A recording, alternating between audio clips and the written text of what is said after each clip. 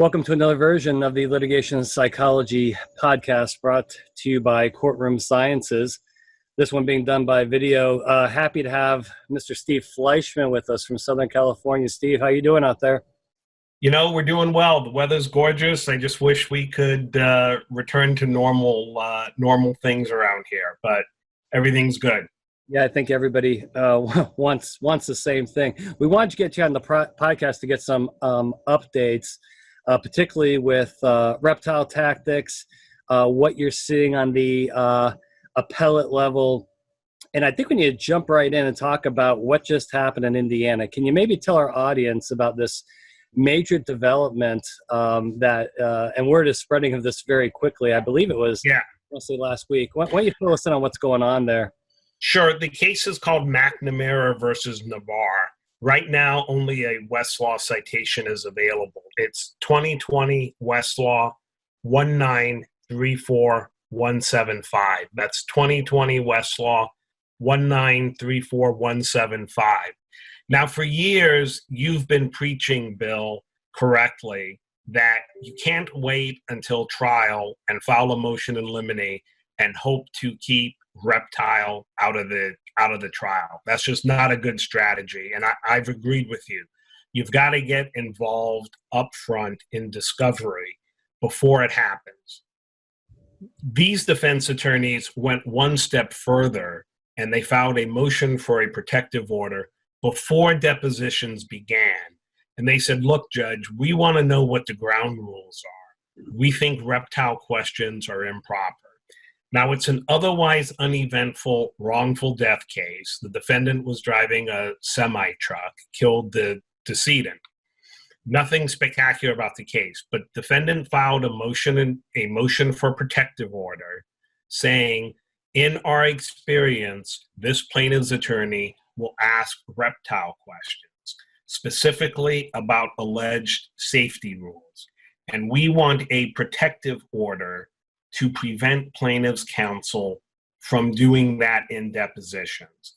I thought this was a great strategy to get up in front of the issue and know what the ground rules are going into deposition. Steve, let me interrupt. Has it ever been done before? I've never heard of it. I've never heard of it, and I want to take these, when things get back to normal, I want to take these defense attorneys out to dinner and talk about it. You know, I was asked at a seminar a few years ago, has this ever come up in discovery? And I said, I don't know.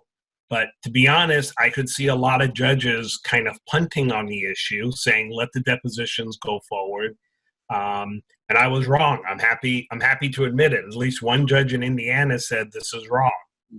Now, plaintiffs in their opposition, how can I put this politely? Instead of addressing the merits, decided to attack a well-known and very successful trial consultant. You want to talk about that, Bill?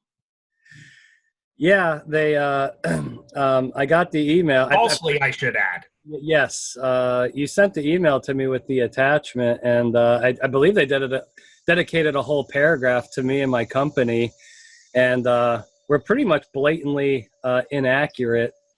It kind of ruffled my feathers a little bit, but after talking to some folks, I guess I'm more flattered if anything. But yeah, I guess the defense cited one of my main anti-reptile articles in their motion, and apparently it worked. So I guess in the response to the court, they tried to attack me, attack the company, You know, I've worked for two judges, and I can tell you judges don't like ad hominem attacks on people. They particularly don't like ad hominem attacks on people that aren't before the court and can't defend themselves. And that tactic rarely works, and it didn't work here. So what the magistrate judge in Indiana held, which is a very interesting ruling, is as it relates to so-called safety rules, those are improper questions to a non-expert witness because they are hypothetical questions. And hypothetical questions should be reserved for expert witnesses who have special expertise in the area. That is a very interesting way to look at Reptile. And I hope defense attorneys around the nation start pushing that, look, these safety rules are completely made up by the plaintiff's bar. Now, it's one thing if you have an actual statute or regulation that governs the defendant's conduct, then it may be appropriate to ask a proper non-expert witness, does your company comply with rule A, B, or C, if it's actually based on something. But these hypotheticals based on safety rules that don't exist in real life, I thought that was a very interesting holding. So the punchline is the magistrate judge granted the protective order, and plaintiff's counsel will not be able to get into Reptile questions during depositions, at least of non-experts. Very interesting. So does this trend catch on nationwide? Does everybody jump on this bandwagon?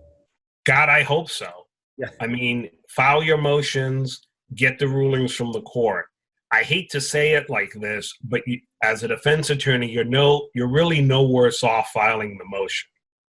Ordinarily, you got to assume that this stuff is fair game in depositions. If you file the motion and you lose, you're no worse off than you were before. Yeah. If the judge reads this opinion from Indiana and says, you know what, I think this guy in Indiana is onto something, I'm going to follow it, huge issue eliminated from the case. That's incredible. And I believe you have an update on, there's a case up in Boston, correct? Yeah, there was a very interesting case in Boston. A plaintiff bit into a hamburger at a Wendy's restaurant, and there was a piece of bone in it. The case got tried twice. First time there was a mistrial. Second time plaintiff won a small amount of money. So the case went up on appeal. The citation is 136 Northeast 3rd 355. And the Massachusetts Intermediate Appellate Court held the mistrial after the first trial was properly granted because Reptile questions about safety rules and consciousness of the community were improper. And last time you and I did one of these podcasts, we talked about that case in great detail. The update is this. About 3 weeks ago, the Massachusetts Supreme Judicial Court granted review in that case. So the case remains citable, but we're going to see an opinion from the high court of the state, and presumably it will address these Reptile issues and whether they were proper or not. So stay tuned. Well, I see a vicious battle on the horizon over these Absolutely. issues. What are your thoughts on how COVID-19 and this pandemic is going to influence litigation, particularly with the Reptile tactics? The one thing that's deeply concerning to me is at least up until last week, and I still think I get them in my inbox, between Hilton and the rental car companies and the airlines, my inbox fills up with emails telling me how my safety is this company's top priority. And I get them repeatedly. And now you have companies putting this on their websites, even in commercials. I think maybe the PR department's not talking to the legal department. Have you seen all of these announcements and how they're setting themselves up for potential disaster down the road? Yeah, I have seen all of these announcements. I understand the PR pitch and I understand what's going on. But yeah, this is left hand not talking to the right hand.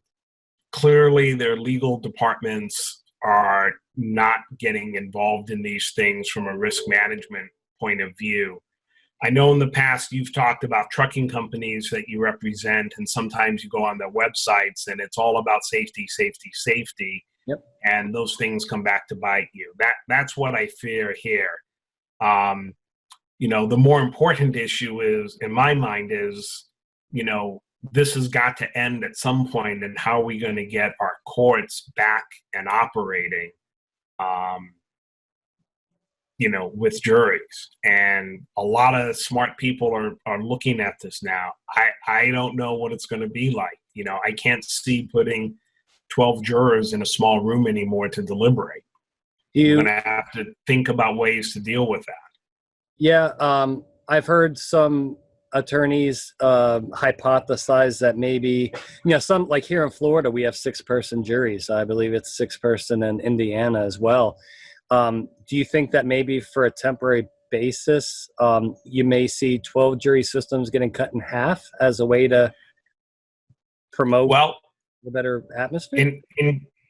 in California, that would require a constitutional amendment or the stipulation of the parties. I think there's going to be a huge push by trial judges for, number one, stipulations to reduce the amount of jurors, and number two, I think there's going to be a big push towards bench trials. And I can see judges saying, you know what, I can give you a courtroom now with an experienced trial judge.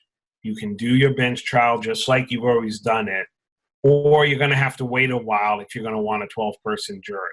The idea about stipulating the fewer number of jurors, I think, is a good one, but like bench trials, at least in California, that's going to take 2 to tango. Well, it's going to be very interesting to see how it develops on a state-by-state basis, region-by-region basis. I think it's kind of up in the air now, and anybody that tells you that they know what's going to happen, I don't think I agree with them. But I do have good news in all of this. Please, at least in California and the Ninth Circuit, appellate courts are kind of up and operating the way things have always been, with one exception. You're not able to show up at oral argument anymore, look the judges in the eye, and explain your position. You're having to do that by phone. You're having to do that by Zoom. In the grand scheme of things, that's everyone can live with that. Everyone would prefer the old system, particularly the judges, I think. I think judges, appellate judges, like oral argument. They like being able to look at attorneys and ask questions in certain cases. A lot of stuff's routine. I don't think that changes. But appellate courts are up and running. However, in order to have appeals, you need to have trials. And at some point, I fear the appellate courts, if trials don't get going, the docket on appellate cases at some point will run out. I think we're a long way away from that. There's a lot of stuff in the pipeline, but we'll see. Major logjam ahead. Yep. I think so. Well, Steve, thank you so much for being on the podcast. We'll definitely. Not a problem. Always happy to do it, Bill. Keep in touch, and we'll see you next time, okay? All right, take care. Okay, bye.